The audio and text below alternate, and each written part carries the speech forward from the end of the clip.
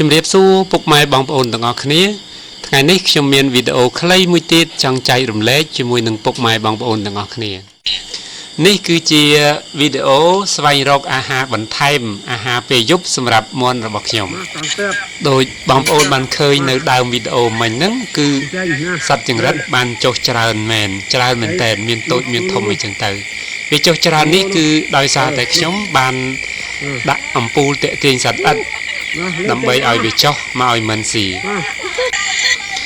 សត្វចង្រិតទាំងនេះមិនត្រឹមតែជាអាហារពេលយប់សម្រាប់មាន់របស់ខ្ញុំទេតែវាក៏ជាអាហារពេលថ្ងៃសម្រាប់មាន់របស់ខ្ញុំមួយចំនួនដែរ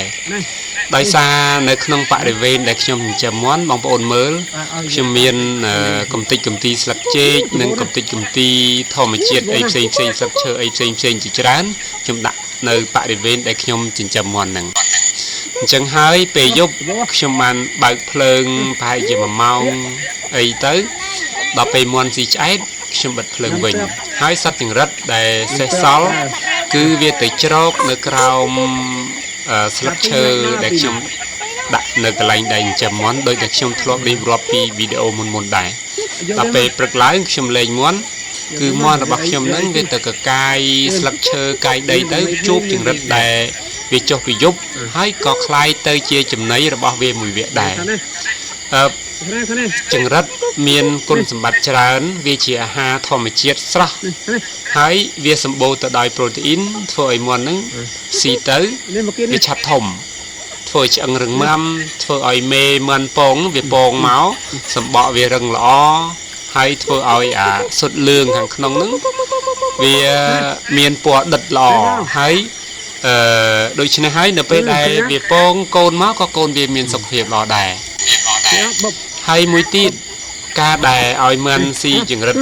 តាមបែបធម្មជាតិបែបនេះគឺពេលថ្ងៃមាន់វាមានការងារធ្វើឲ្យវាអត់ stress មាន់នឹងអត់ stress ទេហើយពេលដែលយើងឲ្យចំណីធម្មជាតិច្រើនសាច់មាន់ដែលយើងចិញ្ចឹមគឺខុសពីសាច់មាន់ដែលចិញ្ចឹមមាន់ដាក់តែក្នុងទ្រុងហើយឲ្យស៊ីចំណីសុទ្ធឬក៏ចំណីដែលអត់មាន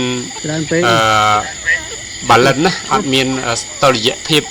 រវាងចំណីដែលយើងផលិតហើយនឹងចំណីធម្មជាតិហ្នឹងអញ្ចឹងការចិញ្ចឹមមាន់បែបឲ្យលក្ខណៈធម្មជាតិគឺសាច់មាន់គឺឆ្ងាញ់ហើយវាមិនធាត់លើសពេកវាមិនមានជាតិខ្លាញ់ពេកហើយក៏វាមិនស្គមពេកនិយាយទៅគឺសាច់មាន់យើងគឺស្តង់ដារតែម្ដងខ្ញុំអត់មានអីចែករំលែកច្រើនទេគឺគ្រាន់តែឲ្យបងប្អូនមើលវីដេអូនឹងលេងទៅគ្រាន់តែជាបទពិសោធន៍បងប្អូនអាចយកទៅច្នៃប្រឌិតឬក៏អាចធ្វើតាមឬក៏កែខៃយ៉ាងណាតាមបងប្អូនចុះតែក៏សូមរំលឹកផងដែរចង្រិតធ្វើត្បិតថាវាល្អមែនប៉ុន្តែយប់ឡើងមកល្មមហ្នឹងគឺបិទភ្លើងទៅកុំឲ្យវាស៊ីច្រើនពេកតែវាស៊ីច្រើនពេកចង្រិតមានបញ្ហាមួយត្រង់ថាស្លាបរបស់វាអាស្លាបរឹងរបស់វាកន្លែងខ្នល់ហ្នឹងគឺពិបាករំលាយអាហារដោយសារតែពេលយប់ឡើងមិនវាចូលដេកដល់ពេលវាស៊ីអាចង្រិតហ្នឹងទៅតែយើងឲ្យវាស៊ីច្រើនពេកដល់ពេលមិនវាចូលដេកកាពះវាឈប់ធ្វើការដល់កាពះវាឈប់ធ្វើការធ្វើឲ្យអត់រំលាយអាហារធ្វើឲ្យស្ទះកែស្ទះអីចឹងណាអញ្ចឹងឲ្យវាស៊ីមកល្មមបានហើយឲ្យវាស៊ីច្រើនពេកក៏លើសប្រូតេអ៊ីនដែរអញ្ចឹងយប់ឡើងឲ្យវាស៊ីមកល្មមចាណា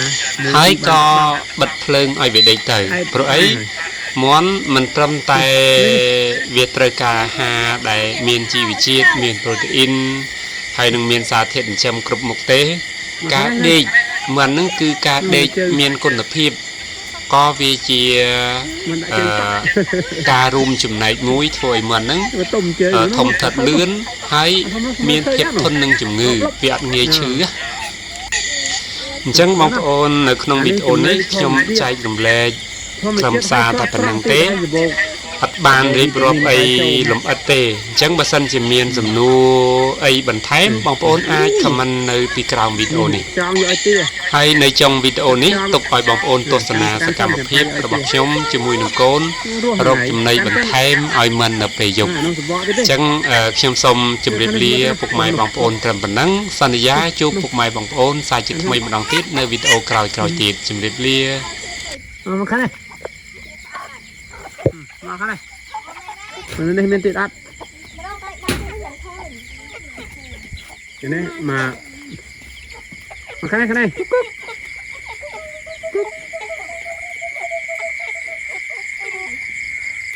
มาตัวนี้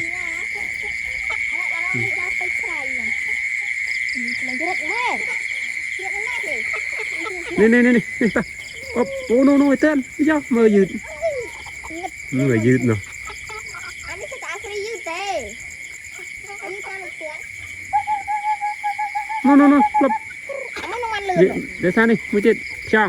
เดี๋ยวเตี้ยจับแบบสบอได้มั้ยกันสั้นจำจะต่อยเตรียมเนาะจับมันบัดนะไอ้ซีไอ้หมดซีเลยเดี๋ยวจะกด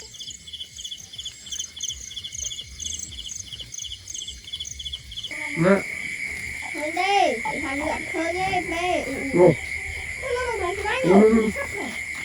เห็นมาเลยมาตั้งไอ้ตีนี่โน่ตุ๊บ